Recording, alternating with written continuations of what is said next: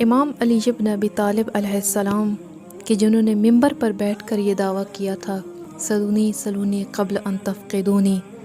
پوچھ لو مجھ علی سے قبل از این کہ میں تمہارے درمیان نہ رہوں، میں زمین کے راستوں سے زیادہ آسمان کے راستوں کا جاننے والا ہوں۔ وہی امیر المومنین آج سے 1400 سال پہلے اس دور کے بارے میں پیشن گوئی کرتے ہوئے اور خبر دیتے ہوئے ارشاد فرماتے ہیں، لوگوں پر ایک ایسا زمانہ بھی آئے گا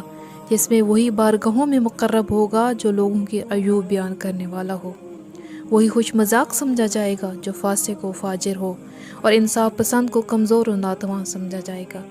صدقہ کو لوگ خسارہ اور نقصان کا باعث سمجھیں گے اور صلہ رحمی کرنے کو احسان سمجھیں گے، اور عبادت اگر کی جائے گی تو صرف اور صرف لوگوں پر تفوق جتلانے کے لیے۔ اب خود اس چیز کو دیکھ لیجئے کہ امام کا کلام کس حد تک سچا ہے۔